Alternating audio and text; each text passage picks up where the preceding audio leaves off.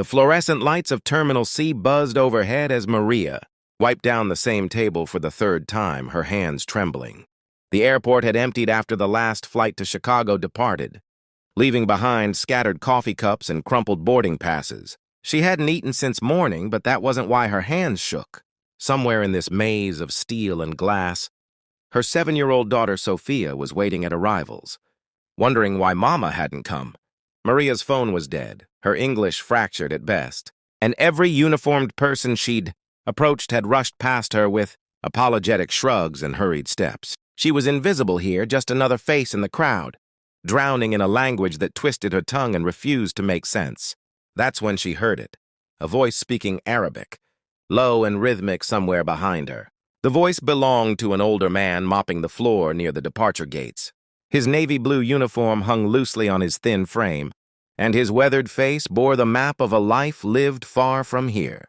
He was speaking softly into his phone, words flowing like water over stone, and Maria's heart seized with desperate hope. Arabic wasn't her first language either, but she'd learned it working in Dubai for 2 years before coming to America. It was a bridge, however shaky, to someone who might understand.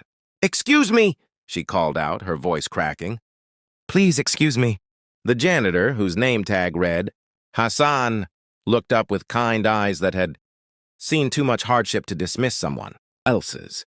He ended his call and walked toward her, his mop bucket rolling behind him with a gentle squeak. "Yes, sister?" he replied in Arabic. "What troubles you?" The words poured from Maria like a breaking dam. She was from Ecuador. She'd come to visit her cousin in Boston, but had gotten separated at the airport. Her phone died. She had no charger.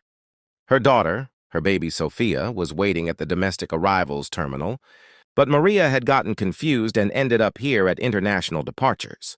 She didn't know how to get there. She'd been wandering for 2 hours. Every minute that passed felt like abandoning her child all over again. Hassan listened without interrupting, his expression softening with each word. When she finished, he nodded slowly and set his mop aside. "Come," he said simply. "I'll take you there." "But your work!" "Work can wait."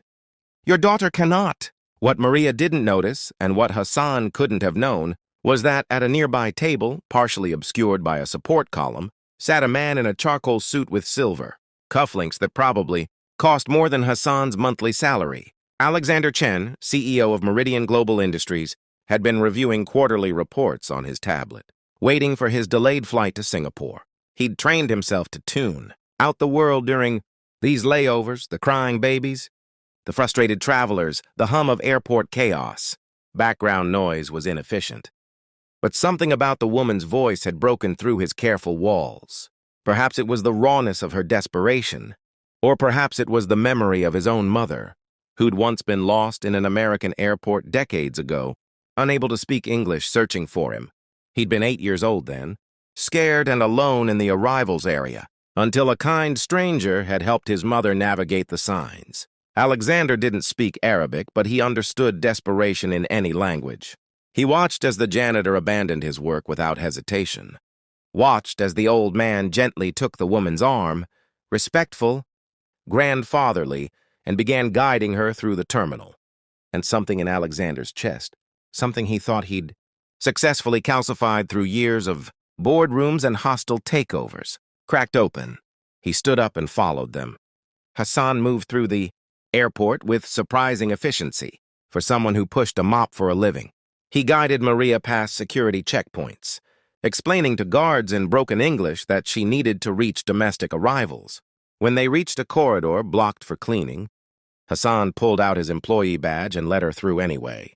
He asked other workers for directions, translated signs, offered reassurances.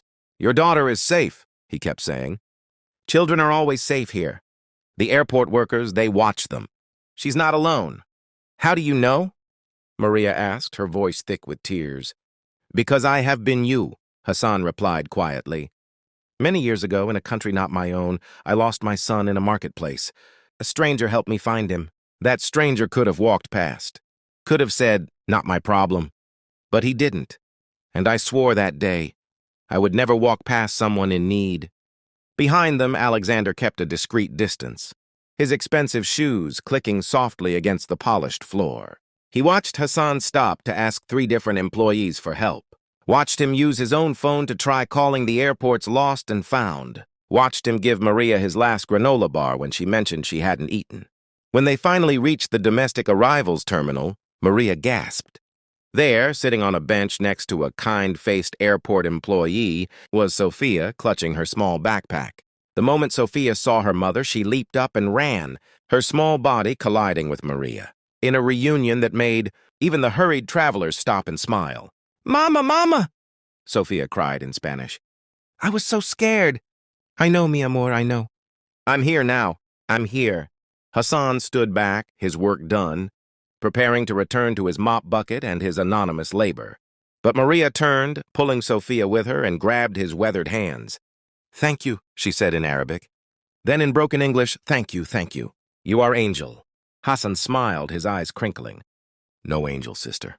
Just a man who remembers being lost." That's when Alexander stepped forward. Hassan noticed him first.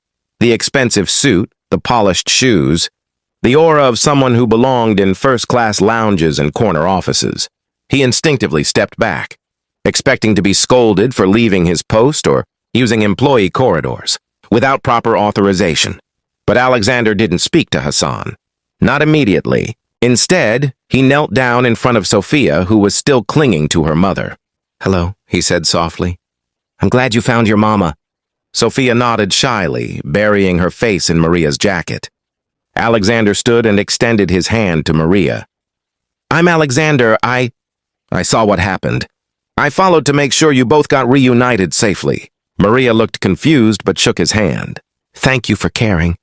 Then Alexander turned to Hassan, and the janitor braced himself for reprimand or dismissal. Instead, Alexander extended his hand to him too. "What you did back there," Alexander said, his voice uncharacteristically soft, "was extraordinary." Hassan shook his hand, bewildered. "I just helped." "Is normal?" "No," Alexander said firmly. "It's not normal. I've spent 20 years building companies, managing thousands of employees, making decisions that affect millions in revenue. And I've forgotten what you just showed me, that the most important thing we can do is simply see each other. Really see each other." He reached into his jacket and pulled out a business card. Hassan took it with trembling fingers, reading words he didn't fully understand. CEO, Global Industries, numbers with too many zeros. "I want you to come work for me," Alexander said. "Not as a janitor, though there's no shame in that work. But I need people like you, people who lead with their heart first. I need that reminder every single day." Hassan's eyes filled with tears. "Sir, I don't have education. I clean floors." "You have something better than education," Alexander replied. "You have humanity. And that's what I've been missing in every boardroom I've sat in. That's what my company needs." He turned to Maria. "And I saw your courage back there. How you kept asking for help even when people ignored you. That takes strength. If you need work, I have positions in Boston. Good positions. With childcare benefits." Maria's hand flew to her mouth. I don't understand why." "Because 35 years ago, my mother was you. Lost in this very airport, unable to speak English, searching for her child. And a stranger helped her. I never got to thank that person. So let me thank you both instead. Let me be the stranger who helps." The 4 of them stood in that busy terminal, the janitor, the lost mother, the frightened child, and the CEO, and in that moment, they weren't separated by class or language or circumstance. They were just human beings, connected by the invisible threads of kindness that hold our world together. Hassan returned to work that evening, but 3 weeks later, he started a new position as Community Outreach Director at Meridian Global, designing programs to help immigrant employees navigate American life. Maria got a job in the company's Boston office with full benefits and child care assistance.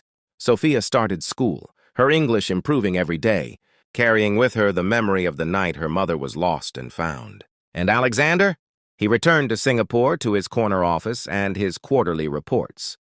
But now, every Monday morning, he started his executive meetings with a simple question. What act of kindness did you witness or perform this week? Because he'd learned something in that airport terminal that no business school had ever taught him, that true leadership isn't measured in profit margins. or market share. It's measured in the moments when we choose to see each other, to help each other, to remember that beneath our uniforms and titles and languages, we're all just trying to find our way home. And sometimes all it takes is one person who refuses to walk past someone in need. One person who remembers what it's like to be lost. One person who still believes that kindness, not commerce, is the currency that matters most.